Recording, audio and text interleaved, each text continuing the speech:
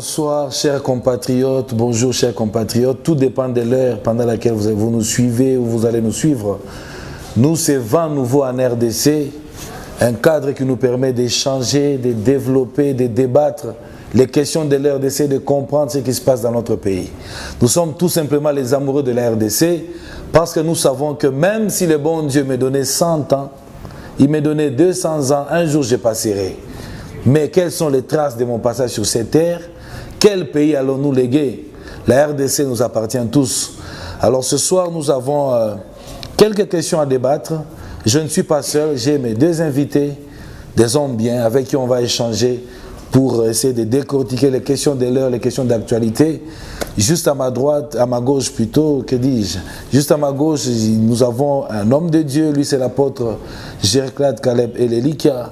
Bonsoir apôtre. Bonsoir chers compatriotes, chez Pierre Elelonga. Vous allez bien apôtre? Le Seigneur nous fait grâce. Ah, gloire à Jésus. Merci. Et en face de moi, c'est un avocat, un homme de droit. Lui, c'est Maître Victor Moulumba. Bonsoir, Maître. Bonsoir, chers camarades. Vous allez bien? Oui, nous sommes très bien portants. Très bien. Nous allons passer quelques vingtaine ou trentaine de minutes avec vous pour essayer un peu de décortiquer les questions de l'heure. Et d'entrée de jeu, j'ai le premier point, la première question sur laquelle nous allons débattre, c'est en rapport avec le discours du chef de l'État. Son Excellence, M. Félix Antoine Tshisekedi Tshilombo, s'est prononcé le 29 à l'occasion du 60e anniversaire de notre pays. Et sur la rue, il y a deux tendances. Il y en a qui disent, voilà, il a parlé comme un partisan de l'UDPS. Les autres disent, non, voilà, il a parlé comme un chef. Alors nous voulons bien comprendre, apôtre, selon vous, comment vous avez trouvé, vous avez jugé les discours du chef de l'État. Qu'est-ce que nous pouvons retenir, et même les téléspectateurs qui vont nous suivre ou qui nous suivent, qu'est-ce qu'on peut retenir du discours du chef de l'État à l'occasion du 60e anniversaire de l'accession de l'indépendance de la RDC, disons à l'indépendance, quoi. Merci, chers compatriotes, pour cette question, bien sûr, qui tombe à pic pour moi, parce que c'est une question qui semble, bien sûr, rejoindre ce qui s'est dit tous ces jours. Alors, pour moi, j'ai suivi avec attention les chefs de l'État, que nous saluons bien, son Excellence Félix Antoine Tshisekedi Tshilombo. C'est un homme qui a montré encore une fois qu'il est à la hauteur de tout ce qui s'est dit, qui se raconte. Nous avons sans doute tous entendu que c'était une marionnette, qu'il y avait quelqu'un d'autre qui dirigeait à sa place, que peut-être c'est quelqu'un qui faisait la sourde d'oreille, c'est quelqu'un qui n'était pas à mesure, bien sûr, d'assumer ses responsabilités. Qu'est-ce que nous n'avons pas entendu, chers camarades, qui se disait autour du chef de l'État? Mais encore une fois, coup de chapeau à cet homme qui apportait un message d'abord qui incarnait la personne du chef de l'État. Il a répondu presque à toutes les attentes de la population. Il a parlé comme un père pour moi. Je pense que peut-être si vous allez nous poser la question après, un père, comment on va vous répondre? Pour moi, il a parlé comme un père devant toute la population de la RDC. Et de deux, je le voyais qui incarnait vraiment sa chaise du chef de l'État dans son message. Et trois, il était un rassembleur. Et quatre, il voulait remettre chaque chose à sa place. Reconnaître le pouvoir de chacun, le droit de chacun. Et montrer le rôle qu'il doit jouer en tant que garant de la nation. Bien sûr. Alors pour moi, en passant, je peux dire, c'est un message très, très, très, très important et très attendu. Et si peut-être sur ce plateau, parce que le temps nous est compté, vous allez me poser la question, il a intervenu comment en tant que père, ainsi de suite, là je pourrais vous dire, mais c'est un message très, très important. Et maître, quant à vous à chaud, comment vous avez apprécié, appréhendé, reçu les messages, le discours du chef de l'État et comment vous avez digéré ça? Merci beaucoup de la question que vous me posez. Le discours du président de la République démocratique du Congo, son Excellence Félix-Antoine Tshisekedi Tshilombo, c'est un discours salutaire. Pourquoi nous le disons? Parce que salutaire, oui. Comment ça? Oui, je vais vous le démontrer. Oui. Vous avez suivi, le président de la République a touché toutes les couches des attentes de la population congolaise. Lorsqu'il a parlé sur l'indépendance de la justice, il dit qu'il faut faire une histoire qui donne, qui est favori au peuple congolais. Mais il ne faut pas prendre des lois qui vont intoxiquer la population congolaise. La réaction le matin après son discours, on a suspendu toutes les 3 propositions de loi qui ont été édictées pour besoin de la cause, sont suspendues. Deuxièmement, il a soulevé la question liée à l'insécurité à l'est de la République démocratique du Congo, demandant à tous les groupes armés de pouvoir déposer. Et je pense que vous avez suivi ensemble avec moi qu'il a responsabilisé les anciens chefs de guerre, Thomas Lubanga, Djuluko, tous ces gens-là, pour sensibiliser le peuple, les compatriotes qui sont à l'Est, afin de déposer les armes. Donc, n'était ces discours-là, ces gens-là n'avaient pas cette bonne volonté de demander aux compatriotes congolais qui périssent jour et nuit à l'Est de la République démocratique du Congo de se calmer. Mais à cause de son discours, vous allez comprendre que c'est un discours de cohésion. Au-delà de ça, le président de la République a parlé sur les social congolais. Il a même répété à maintes reprises les peuples d'abord. C'est-à-dire, notre souci, qu'on lui donne du temps. Il faut que nous soyons ensemble, unis, d'un père devant ses enfants. Si nous les soutenons, il va réussir le projet meilleur qu'il a pour la République démocratique du Congo. Mais vous allez comprendre aujourd'hui, les gens, il y a certaines personnes qui n'ont pas apprécié le discours du président de la République. Les autres en ont apprécié. Bon, c'est leur opinion. La Constitution nous donne la liberté d'expression. Nous concédons à ceux-là qui n'ont pas digéré le discours du président de la République. C'est le droit le plus légitime. Mais pour nous, qui avons accueilli ce discours avec beaucoup d'enthousiasme, nous devons que l'encourager à pouvoir aller de l'avant parce que pour nous, c'est un discours de cohésion, un discours d'un père devant ses enfants. Merci bien, vraiment, maître. Un discours de cohésion, un discours d'un père devant ses enfants, un discours des rassembleurs, un discours de quelqu'un qui est bien assis dans son fauteuil de président. Mais apôtre, il y a une autre question, parce qu'il y a une autre tendance des gens qui pensent que le président a voulu répondre par le discours un discours aussi solennel que celui-là. Il essaie de répondre à la présidente, par exemple, du Parlement, qui parlait de la République des juges. Il essaie de répondre à ses, comment je peux dire, à ses co-alliés, hein, de FCC, alors que ça devait faire objet d'une autre mission ou bien dans d'autres circonstances de notre parler, plutôt que dans un discours officiel où on s'adresse à la nation. Il y a des gens qui ont payé de leur sang, il y a des gens qui ont péri et on a besoin d'entendre autre chose. Comment vous réagissez? Il a répondu aux gens de FCC, il a été plus partisan de l'UDPS, dont il est l'émanation, que président, donc au-dessus de la mêlée, garant de la nation. Je ne sais pas comment vous réagissez parce qu'il y a autres personnes qui pensent comme cela. Non, pour moi, je trouve que c'est ces gens-là qui parlent et qui parlent peut-être de provocation, peut-être de réponse directe à la présidente de l'Assemblée. Ces gens-là sont des mal intentionnés. Ce sont des mal... Il a répondu de ça. Oui. Il a réagi par rapport à ça. C'est comme je dis là, ce sont des mal intentionnés ces gens-là. Pourquoi? Parce que ils ne s'attendaient jamais que Félix-Antoine Tshisekedi Tshilombo, le président de la République, puisse avoir un discours responsable comme celui-là. Il croyait qu'il allait incarner la paix. D'autres qui disent qu'il a même menacé. Ce n'est pas de la menace. Si vous suivez bien cet homme-là, il était bien dans sa veste. Vous voyez, pour leur répondre, leur dire que malgré on est en coalition, mais je reste le seul chef qui dirige. Vous voyez. Et puis quand ils disent qu'est-ce que c'est dans un discours comme celui-là qu'il peut parler abordant les choses qui semblent être une réponse à la présidente ou peut-être une menace à celui-là ou celui-ci, moi je vous dirais carrément non. Parce que c'est ça même le temps qui lui est accordé, le président de la République, parce que c'est une adresse à la nation. Vous voyez. Alors quand le président entend des choses, quand le président voit des choses, quand le président vit les choses dans le pays, quand est-ce qu'il va s'adresser aux gens? Quand est-ce qu'il va répondre? C'est dans des moments comme celui-là, pour dire aux gens que je ne suis pas aveugle, pour dire aux gens que je ne suis pas muet, je ne suis pas sourd. Vous voyez?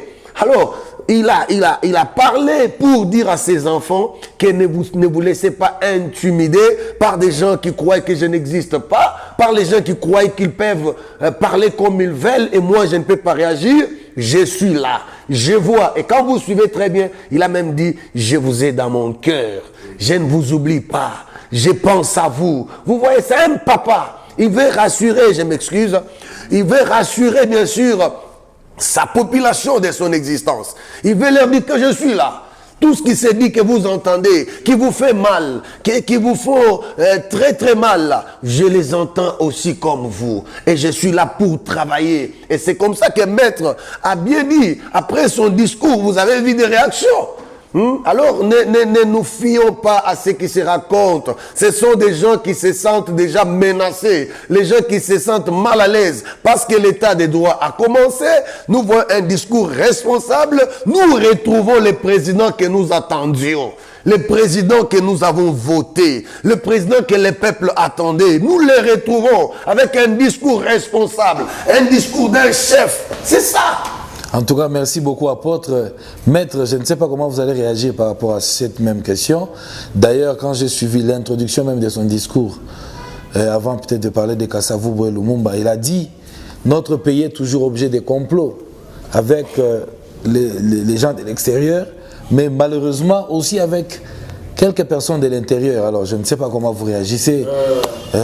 Est-ce qu'il était là pour répondre aux gens des FCC ou bien il a donné l'aperçu général? Je ne sais pas comment vous réagissez. Le président de la République n'a pas répondu à qui que ce soit, si ce n'est qu'il a répondu au peuple congolais. Je vous donne un exemple d'un pasteur dans l'église qui prêche à ses fidèles d'abandonner les péchés. Et que c'est lui qui se sent être dans les péchés, il se sent être touché par les pasteurs. Qu'il se répande. Qu'il se répande.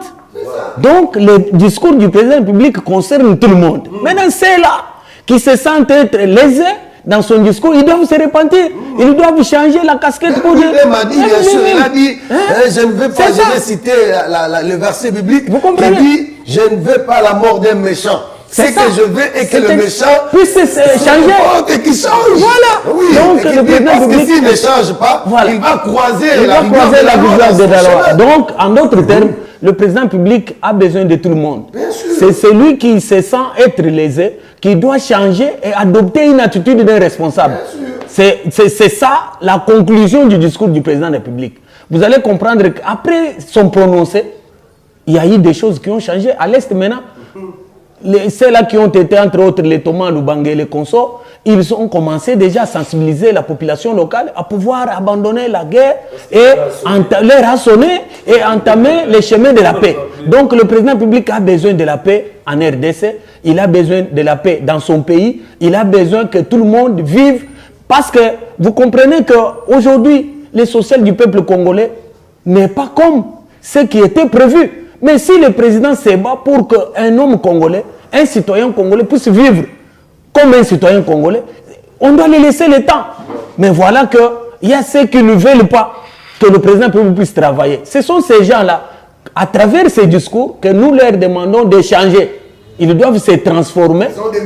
Ce sont des méchants. Ils doivent se transformer. Voilà. Le président même dit, la République qu'il amène, ce n'est pas une République, comment je dirais, de la chasse à la sorcière. Non. Ce n'est pas ça. Mais la sorcière doit se rendre compte que c'est le temps de la repentance.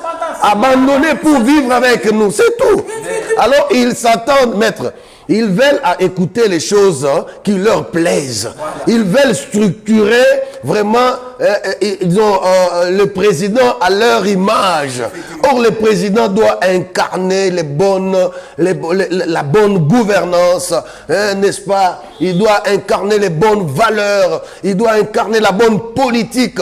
Oui, bien sûr, prêcher par des bons exemples, comme nous le voyons. Cela, en tout cas, merci beaucoup, mais... la semaine, nous devons avouer qu'elle a été vraiment chaude parce qu'il y a eu encore un autre discours, c'est celui-là plutôt du cardinal Ambongo, lui, qui a essayé de peindre aussi à sa manière, disons, d'une autre manière que celle que vous entrevoyez, que vous avez appréhendée, la situation politique de notre pays. Je ne sais pas, apôtre, c'est un homme de Dieu comme vous, les discours du cardinal Ambongo a fait couler aussi l'encre et la salive. Il a par exemple parlé d'Ésaü et Jacob. Il a parlé de la manière dont les gens accèdent au pouvoir. C'est par la ruse, par la fraude, par je ne sais pas moi, par les armes. Il a parlé de l'injustice. Celui qui vole une poule, une chèvre se retrouve en prison, mais ceux qui volent des grosses sommes, ils sont là. Alors, je ne sais pas comment vous avez aussi... il a parlé aussi de la CENI en passant, mais alors je ne sais pas comment vous avez accueilli les discours de l'homme de Dieu, le cardinal Fridolin Ambongo. Merci, chers compatriotes. Monsieur Pierre et Lelonga, je vous dirais que je voulais corriger quelque chose. Il est un homme de Dieu comme moi, je ne pense pas. Parce que moi, je ne mets pas la robe, la soutane. Moi, oui, bien sûr, je parle à l'aise. Je reste dans les Écritures, dans la doctrine chrétienne qui est pour la paix et non pour les troubles, qui est pour l'unité et non la division. Mais quand vous suivez, comment je peux appeler ça, les discours ou la prédication ou je ne sais quoi, vous allez suivre que ce n'est pas vraiment une prédication. Parce qu'il y a une contradiction, il y a une mauvaise compréhension des Écritures. Parce que vous savez, la Bible dit ceci, recherchez la paix avec tous et la sanctification, sans lesquelles personne ne verra le Seigneur. Alors, quand moi je suis un homme de Dieu, j'amène un discours qui va troubler les gens, qui va les diviser, n'est-ce pas? Qui va les amener peut-être à s'entretuer. Mais je ne suis plus serviteur de Dieu, allez-y comprendre. Parce que c'est le diable qui divise pour régner, n'est-ce pas? Alors quand j'amène un discours qui divise, un discours qui amène les troubles, vous dites non, c'est comme Jacob qui avait volé la bénédiction de son grand frère et tout ça dans ces pays pour accéder au pouvoir. Il faut soit par la tricherie, soit par les coups d'État qui nous disent réellement il s'adresse à qui? Venez avec un discours clair, dites-vous que je suis un homme politique. Je vais être opposant à Félix. Parce qu'il y a ci, il y a ça. Et que nous sachions que vous êtes un homme politique opposant au gouvernement en place. Parce qu'il a dit quelque chose qu'il n'a pas compris. Ces écritures qu'il est en train de citer là, s'il avait compris que Jacob n'avait jamais volé, mais Jacob, c'était dans la promesse de Dieu. Dieu avait dit, le plus jeune dominera le plus grand, n'est-ce pas? Il a même dit, j'ai aimé Jacob et j'ai haï Ésaïe. C'est que quand il dit ça, il est en train de dire que l'autre camarade, l'autre plutôt candidat qui a échoué lamentablement, qui a échoué, parce que tout le monde a dit qu'il a échoué. On a beaucoup d'irrespect, c'est notre frère, peut-être qu'il pourra nous diriger dans les mandats qui viennent. Oui, mais on ne peut pas vraiment venir aujourd'hui dire voilà, lui là qui avait échoué, il est Ésaü, l'autre qui est sur la chaise, il est maintenant Jacob. Par contre, c'est lui qui a prononcé son discours ou sa prédication de nous interpréter ce qu'il voulait dire. Non, que vous savez maître, vous savez maître, les choses sont claires, les choses sont claires. Il est prédicateur de la parole. Il doit rester dans les Écritures. Il ne doit pas mener son interprétation. Jacob n'avait jamais volé. Jacob a été prédestiné à être chef, à être supérieur, bien qu'il était petit. Et s'il donne le nom de Jacob à Félix, c'est que Félix, c'est l'homme selon Dieu. Qu'il nous dise ça. S'il donne le nom de Jacob à Félix, c'est que Félix doit dominer sur les grands. Et si vous allez regarder bien les deux candidats, parce qu'il fait mention à notre frère, que je ne vais pas citer les noms, n'est-ce pas, qui était de la même église que Félix, n'est-ce pas? Alors, je ne vais pas les citer les noms, vous allez tous comprendre qu'il s'agit d'être personne. Alors, quand il parle comme ça, n'est-ce pas, il est en dehors des Écritures, parce que Jacob n'avait jamais volé. Jacob a été aidé par sa mère, afin qu'il reste dans la promesse de Dieu. Et moi, je vous dis, il est à côté. Les discours qu'il a menés, soit la prédication là, c'est une prédication qui divise. Ce n'est pas une prédication d'un pasteur qui cherche la paix ou qui doit unir. Mais si selon lui, il a estimé que c'est ça la vérité. Vous savez, c'est un problème aussi des convictions. Supposons que c'est lui, il considère que c'est ça même la vérité. Est-ce qu'il ne peut pas dire ça? Il ne peut pas s'exprimer? Est-ce qu'on va lui en vouloir pour autant? Quelle vérité? Parce que vous savez que je ne vais pas me moquer de cette église catholique, n'est-ce pas? Je ne veux pas mêler l'église dans cette histoire. Mais je vais parler à ces gens-là qui ont eux-mêmes distribué de téléphones, qui avaient déjà des systèmes de corruption, des systèmes à voler des voix pour un autre candidat que eux-mêmes voyaient. Ces gens-là, on peut les considérer comme serviteurs de Dieu ou serviteurs du diable. Parce que quelqu'un qui part pour voter un tel, vous vous amenez un Android pour que ça puisse prendre les voix de certaines personnes, distribuer à votre candidat. Mais la tricherie n'est pas biblique. La tricherie ne vient pas de Dieu. Et même eux qui parlent de la tricherie, ils ont triché. Et il y a beaucoup de choses. Si on se trouve dans les firmaments, dans les gouffres où on est aujourd'hui, où le président en place est en train de lutter pour nous sortir, quelque part, il y a une grande responsabilité de ces gens-là en soutane. Moi, je veux que nous puissions respecter notre doctrine, notre chrétienté. Et s'ils se disent chrétiens, ils doivent chercher à unir les gens. Un pasteur, même si tu sais que tes enfants, dans l'église, ils s'entretuent, ils se combattent entre eux, tu dois les appeler et leur donner un discours d'unité pour qu'ils se mettent ensemble, qu'ils travaillent. Parce que celui-là qui a échoué là, il avait une vision, n'est-ce pas? Celui qui a réussi en a une autre. Mais toi, en tant que pasteur, tu es déjà là. Tu peux les appeler afin que leur vision soit ensemble, qu'ils travaillent ensemble et qu'ils avancent. Lui amène un autre discours. Mais les messieurs qu'il prétend être Esaïe là, est en train de dire non, j'ai pardonné, j'oublie le passé. Je ne vais pas peut-être parler des choses, mais c'est un peu ça. Mettre votre réaction. Merci. Parce que dans cette prédication, je vous accorde la parole, dans cette prédication-là, il a parlé aussi de l'impunité, de l'injustice. Ceux qui volent des petites choses-là, qui sont sans voix, qui n'ont pas d'appui, ils se retrouvent vite incarcérés.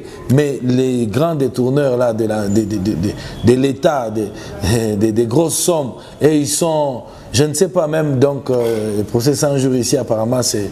Bon, il a dit quelque part, heureusement que ça commence un peu à bouger. Je ne sais pas comment vous réagissez, vous qui êtes homme de droit. Merci beaucoup de la question, mais je voudrais, avant de répondre à cette question, revenir sur ce que le pasteur a dit, et c'est tout à fait normal. La question liée aux élections, dans son discours, moi je trouve que c'est déjà dépassé.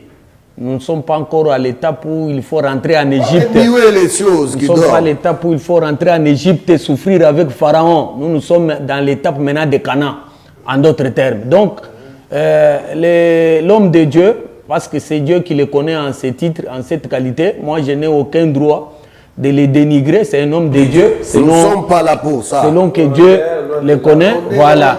Effectivement, dans son discours, moi, je n'ai pas trouvé de la prédication biblique. Il n'y en a pas. Moi, j'ai trouvé que c'est un discours politique. Et souvenez-vous, depuis Cardinal Maaloula, jusqu'à nos jours, Leur discours, c'est toujours les discours des impérialistes.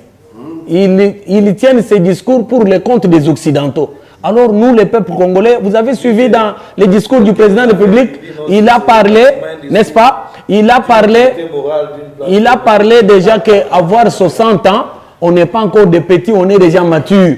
Et il n'y a pas question de pardon. Je pense que vous avez suivi, même lorsque le roi de Belge a demandé pardon à la République démocratique du Congo pour toutes les exactions qui s'étaient commises pendant la période précoloniale en RDC. Vous avez suivi. Donc, pour ma part, je trouve que son discours n'a pas sa raison d'être. Mais je le concède parce que c'est son opinion qu'il a donné ce discours. Je le concède, c'est son opinion, c'est la liberté de s'exprimer d'opinion et consort. Mais il faut... C'est un homme de Dieu. Il faut faire la part des choses. Non seulement ça, mais c'est un leader d'opinion. C'est un leader d'opinion. Il peut dérouter autant de effectivement, gens. mais maintenant, moi, mon problème, c'est que lui, en tant que serviteur de Dieu, il est une église au milieu du village. Il doit prendre de gauche, il prend celui de droite, il met ensemble pour la bonne marche de la République démocratique du Congo. Mais ça, c'est anormal. Lorsque vous venez à l'esplanade, vous prononcez un discours pour diviser encore les gens. Moi, je considère ça comme un discours suicidaire. Parce que si lui se considère être un homme de Dieu, il doit prononcer un discours où il faut réunir. Et ce discours doit être soutenu par les versets publics. Maître, je vais vous ajouter. Mais non. En amenant un discours où vous traitez le chef de l'État d'un voleur, de la bénédiction de son grand frère, vous savez que vous allez à l'encontre de la parole de Dieu qui dit toute autorité vient de Dieu. N'est-ce pas? Parce que c'est Dieu qui les établit. N'est-ce pas? Et Dieu nous appelle, nous, à être soumis à ces autorités-là. Et quand tu t'élèves devant ces autorités, tu deviens qui? Allez-y comprendre que ça, ce n'est pas un homme de Dieu. Vraiment, on a bien compris à ce niveau-là, maître. Je ne sais pas si vous voulez ajouter. Parce qu'il a parlé aussi de la CENI. Non, vous avez parlé d'une question là. Vous avez posé une question de l'injustice sociale. Moi, je trouve que s'il a des lunettes juridiques, il doit voir qu'il y a déjà un nouveau vent en RDC qui évolue. C'est-à-dire, quand le président de la République, son directeur de cabinet jugé et condamné, ça doit lui apprendre une leçon. Emprisonné même, 20 ans de travaux forcés, ce n'est pas une chose facile. Au-delà de ça, vous avez suivi vous-même au niveau de la province du Haut-Romami, il y a les chefs de division et ses coéquipiers qui sont poursuivis par le tribunal de grande instance du Haut-Romami en détournant les deniers publics. Vous avez suivi, donc il y a plusieurs procès qui ont déjà commencé. Il y a plusieurs auditions secrètes au niveau du parquet, parce que l'instruction judiciaire est secrète, qui sont déjà commencées en train d'auditionner tous ces gens pour avoir détourné les deniers publics. Vous avez suivi récemment le directeur de l'OVD, le directeur général de l'OVD est condamné à 3 ans de servitude pénale, celui de Foner. Vous avez suivi tout ça. Nous devons encourager. Nous devons encourager. Même les États-Unis, vous avez suivi qu'ils encouragent. Ils félicitent même le président de la République dans tout ce qui s'est fait. Donc, en d'autres termes, quand ça commençait dans les bons, nous devons encourager pour aller de l'avant, que décourager pour que la personne recule, ce qui n'est pas normal. Là, nous disons que ce sont des gens qui sont envoyés pour détruire et non pour construire. C'est ce que j'ai toujours dit, les hommes de Dieu, si vous voulez vous intéresser de la politique, faites la politique chrétienne. La politique qui doit contribuer au bien de citoyens, de la population, n'est-ce pas? Et non pas vous amener une politique sorcière, une politique à l'africaine, qui est de provoquer pour qu'on vous voie, n'est-ce pas, d'insulter pour qu'on vous considère. Même les efforts, gratuité de l'enseignement, tout ceci, cela, ça apparemment on ne voit pas. On ne voit pas. Donc c'est une prédication qui a peint vraiment une situation très sombre de la RDC, il n'y a pas vraiment d'avancée. Ok, mais il a quand même parlé aussi de la CENI. On voit des gens qui sont en train de marcher parce qu'on est contre les candidats, disons celui qui est passé comme qui doit succéder à M. Corneille Nangaa. Alors, je ne sais pas votre réaction parce qu'on fait signe que nous tendons déjà vers la fin. En ce qui concerne ma réaction, vous connaissez... Quelle est la procédure? La CENI, c'est une institution d'appui à la démocratie. Et la loi qui organise la CENI a déjà prévu les modalités dans lesquelles on doit faire ressortir ses dirigeants, en commençant par le président de la CENI. Le président de la CENI, la loi dit, il doit ressortir de la société civile. Et qu'est-ce qu'on entend par une société civile? C'est là où les gens doivent connaître ce qu'on entend par... Non, c'est là où nous commençons par là. Il y a des confessions religieuses qui se considèrent d'office être de la société civile. Non. Il y a la société civile à part, il y a aussi les confessions religieuses à part. Ce sont ces deux personnes qui doivent se mettre ensemble parce que les confessions religieuses sont dans la société civile. Ils doivent se mettre ensemble. Est-ce que ça a été respecté? Parce que 2006, 2011, 2000, il y avait Abbé Apollinaire Malumalu, fait Abbé Apollinaire Malumalu, après en 2011 c'était... Non, Goy Mulunda. Est-ce qu'ils étaient de la société civile? Effectivement, c'est la loi qui le prévoit. Personne ne peut venir en tant que président de la CENI s'il ne ressort pas de la société civile. Tous ces gens-là viennent de la société civile. Qu'est-ce qu'ils se font? Quand ils choisissent à travers leur PV que vous êtes aujourd'hui choisi comme président de la CENI, ces PV-là doivent aller à l'Assemblée nationale pour l'entérinement. Lorsqu'on va entériner le PV, n'est-ce pas, ça va être transmis chez le président de la République pour vous nommer, n'est-ce pas, comme président de la CENI. Mais dans les cas d'espèce, vous allez comprendre qu'au sein de la société civile et des confessions religieuses, il n'y a pas eu mésentente. C'est ce qui a fait à ce que... Il n'y a pas eu entente. C'est ce qui a fait à ce qu'aujourd'hui... Non, il n'y a pas eu entente. C'est ce qui a fait à ce qu'aujourd'hui qu'il y ait des contestations au niveau de Ronsard. Parce qu'il n'y a pas eu de consensus.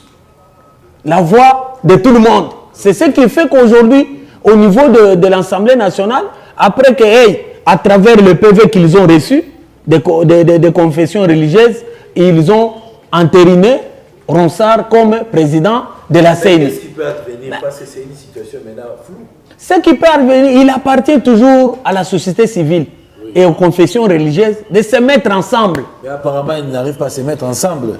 Pourquoi? Parce que c'est lui maintenant... Et les non, CC, ils ont je dois vous éclairer. Parce que Ronsard qui est récupéré aujourd'hui, oui. Dieu merci parce qu'il n'est pas encore investi par le président de la République, c'est quelqu'un qui a une couleur du PPRD.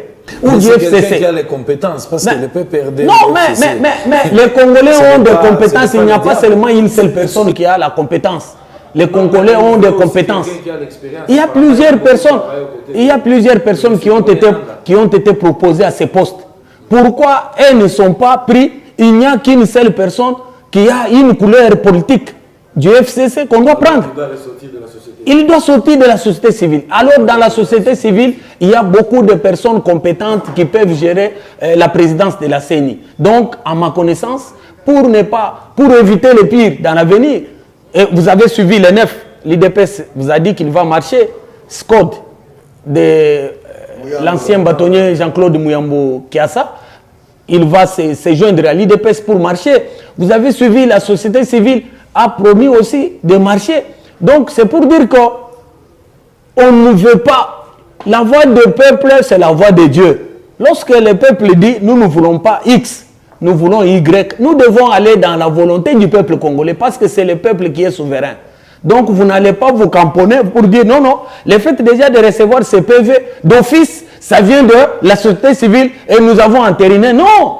Il y a toujours possibilité de revenir à la décision. Je vous donne l'exemple des élections de 2018, lorsque au niveau de la Cour constitutionnelle, on a validé certains députés qui ne devraient pas être validés. La Cour a dit qu'il y avait des erreurs matérielles et la Cour est revenue pour corriger ces erreurs.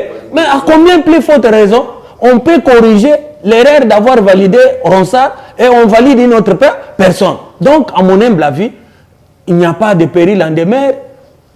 L'Assemblée nationale n'est pas encore partie en vacances parlementaires, ils sont encore là, il y a encore possibilité de revoir leur calendrier, de revoir leurs choses, afin qu'on prenne une personne qui est aimée par la population. Merci beaucoup maître, nous sommes pratiquement arrivés à la fin, mais je veux que nous puissions parler même pendant 1 minute chacun.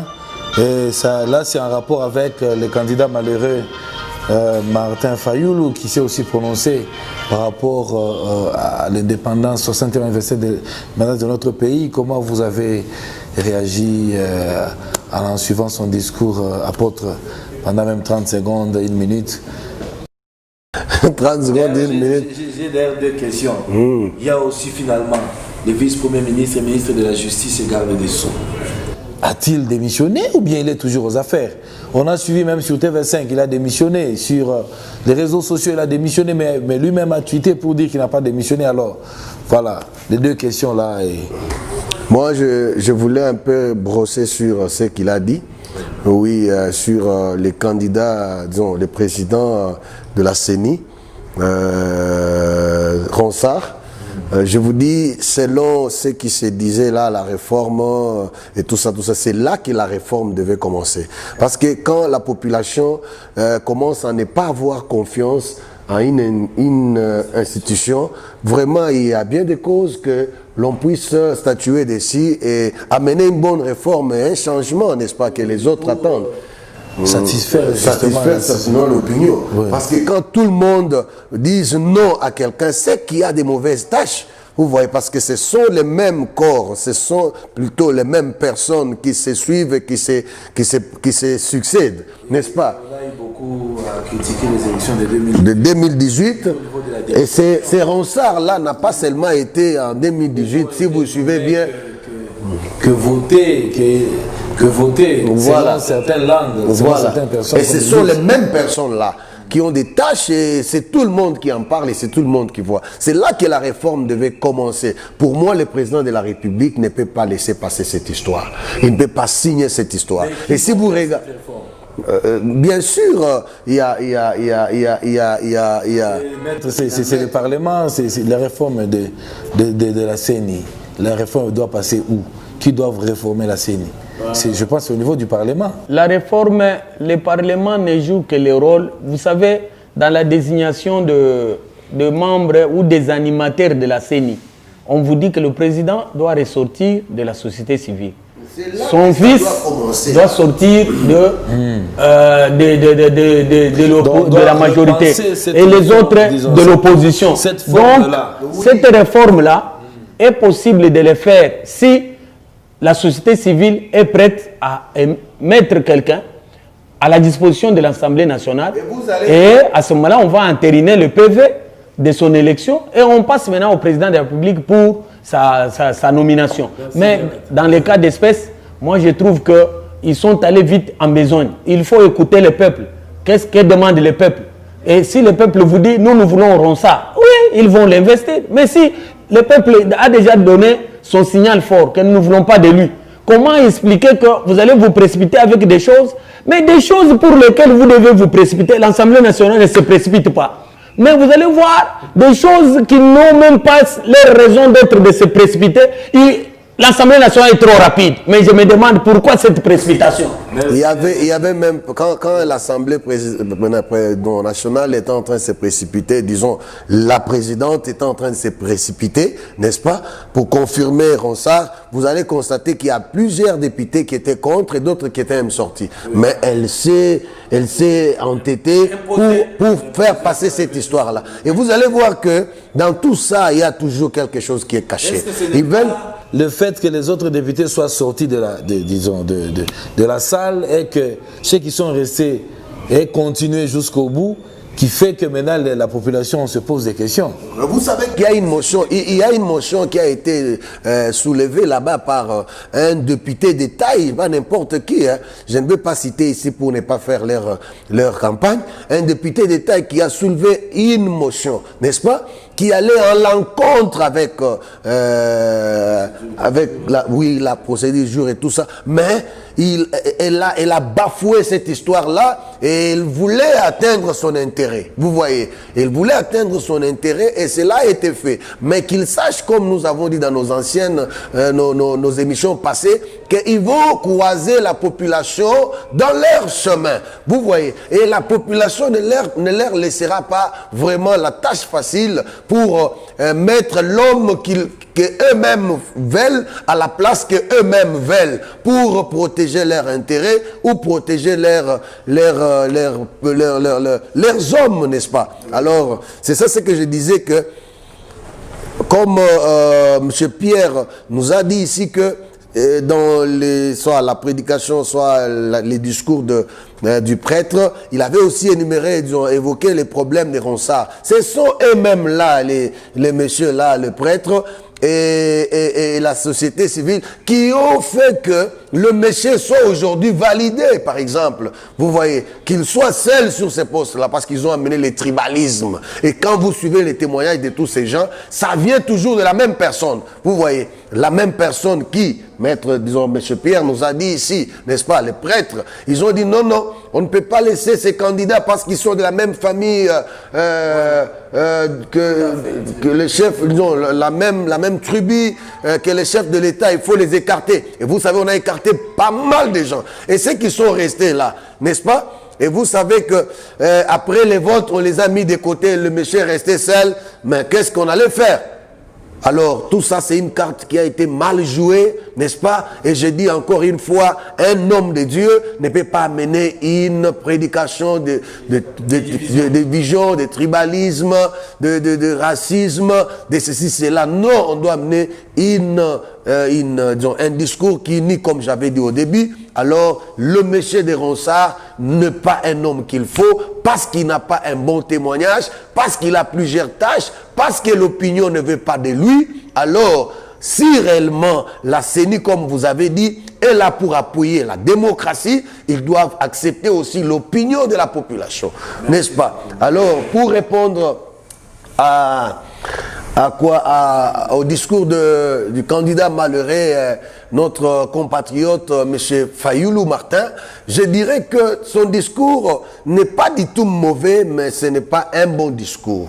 Parce qu'il cache un autre discours dans son message. Vous voyez, quand il dit que j'oublie le passé, je pardonne.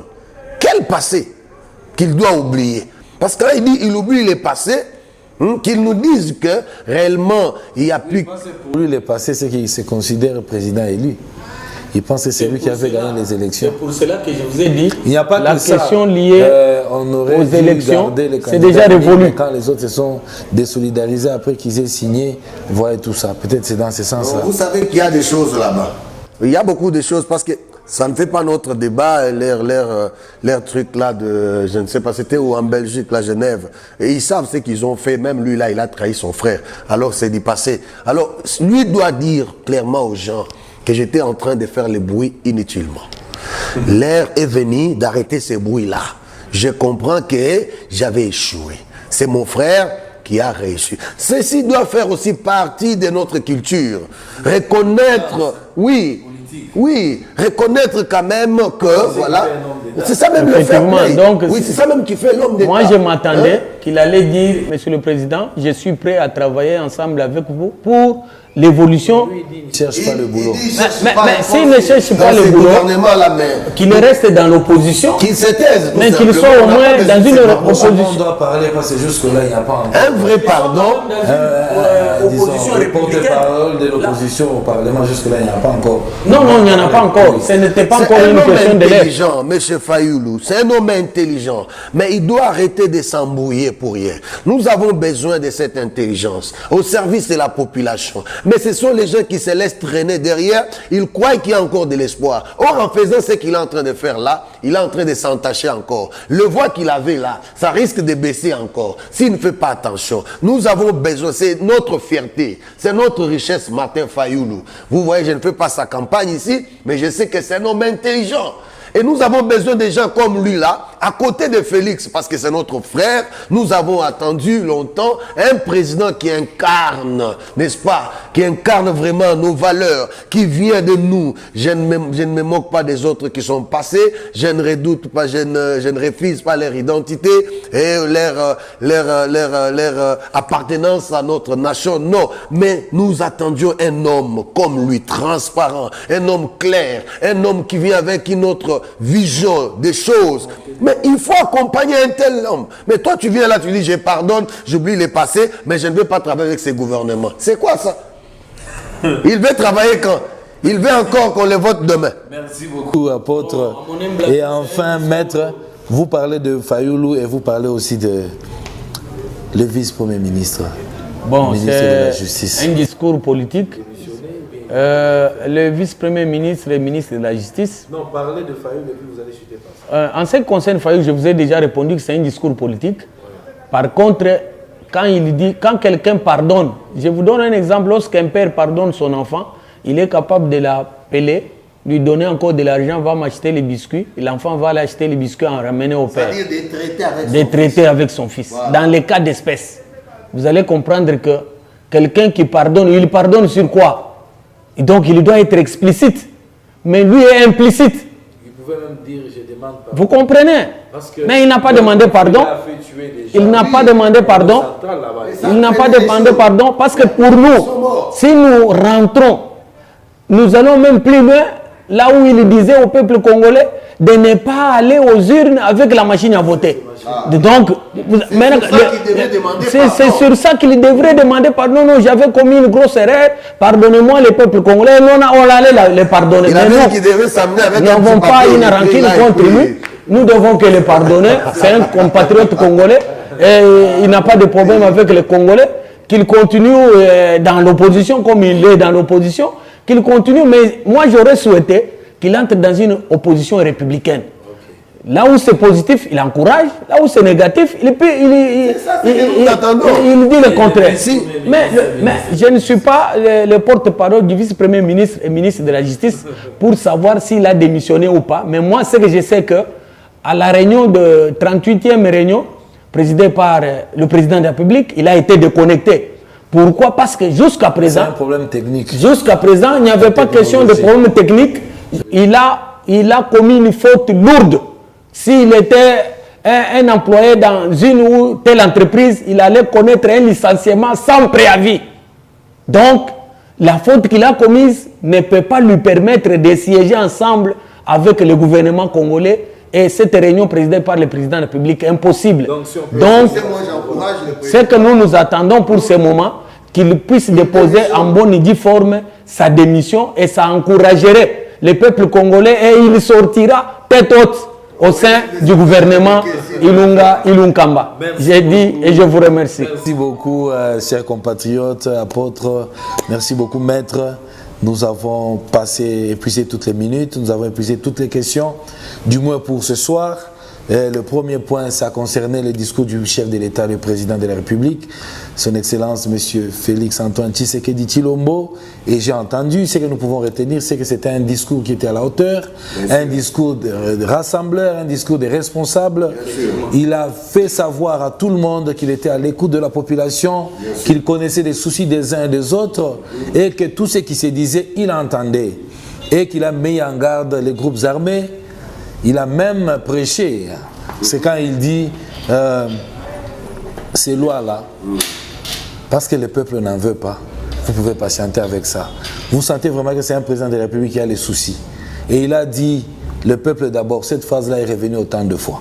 Donc c'est ce qu'on peut retenir sur le discours du chef de l'État. Ce qu'on peut aussi retenir sur le cardinal Ambongo, c'est que selon ce que nous avons entendu ce soir, c'est que c'est quelqu'un qui a prêché la division, qui a souillé, c'est un peu de jeter les discrédits sur les autorités du pays, parce que considérer les chefs de l'État comme voleurs, en le comparant à Jacob, d'abord un texte qui est mal aussi compris et mal interprété.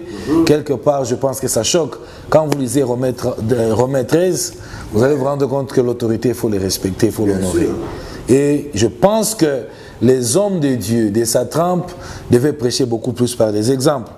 On a aussi parlé de la CENI, et ce que nous pouvons retenir, ce que vous pouvez retenir, c'est que on a plus besoin de la réforme de cette institution. Parce que si aujourd'hui on sent que ça bloque, ça marche à pas de tortue au niveau du Parlement, il y a des incompréhensions, des gens qui veulent se donner des coups, il y a des gens qui vont violer les sièges de l'Assemblée nationale, c'est parce que il y a beaucoup plus de députés qui sont passés là-bas, mais que la population ne reconnaît pas. Ils ne se reconnaissent pas. Voilà. Donc il y a des gens qui sont là-bas, mais que ceux qui les ont amenés là-bas ne les reconnaissent pas. Alors nous devons penser d'abord à réformer cette institution qu'est la CENI pour éviter les fraudes, pour éviter les troubles. Chaque fois après les élections, il y a des troubles. Non. Quel pays serions-nous? Chaque fois, il faut toujours rebâtir, rebâtir. Non, on doit continuer à l'œuvre. Celui-ci a fait la fondation, l'autre élève les murs, l'autre va mettre la toiture. Et non pas fondation, mur, et puis on revient pour détruire et recommencer avec la fondation. Perpétuer le recommencement, ça, on n'en veut pas. Et pour Martin Fayoulou, selon ce que j'ai entendu ici, c'est que ce n'est pas aussi un discours sincère. Donc, il demande pardon, disons, il pardonne, mais dans ce qu'il dit, c'est comme s'il y a un discours qui est caché. Il pardonne qui lui a demandé pardon pour qu'il lui pardonne. Est-ce que ce n'est pas lui qui pouvait aussi demander pardon juste par humilité et élégance politique? Et quant au vice-premier ministre, jusque-là, officiellement, il n'a pas encore démissionné. Bien qu'il ait été déconnecté, et s'il est un jour il a démissionné, on ne manquera pas de vous en faire part. Pour tout et en tout, nous ne pouvons que vous dire merci pour votre temps précieux que vous avez passé. Vous avez mis à notre disposition, essayez de comprendre, vous avez des questions, essayez toujours d'en poser. Nous sommes là, nous allons répondre à toutes les questions. Je ne sais pas, je pense qu'au bas de la vidéo, on va mettre le numéro par lequel vous pouvez vous joindre à nous pour poser des questions sur ce qui nous concerne. Nous, c'est Vent Nouveau en RDC. Une nouvelle manière de voir les choses, une nouvelle façon de concevoir, d'appréhender les choses. Surtout, nous sommes en train de voir, miser sur le développement de notre pays, le bien-être de notre nation, la nation congolaise. Donc, nous sommes pratiquement arrivés à la fin. Très heureux de vous avoir su ou cru nombreux en train de nous suivre. Vous qui nous avez suivis, si vous n'êtes pas encore abonné, veuillez vous abonner sur notre chaîne YouTube. Vous allez commencer à voir des vidéos, des actualités, et vous serez toujours informés. Notre chaîne YouTube, c'est Prophète Gerclade Caleb et Lelika. Veuillez vous abonner, partager, et vous avez des questions, posez aussi, parce que on veut vraiment l'échange, on veut un dynamisme. Ensemble, nous pouvons toujours aller très loin. Nous, c'est Vent Nouveau en RDC. Merci beaucoup, au plaisir.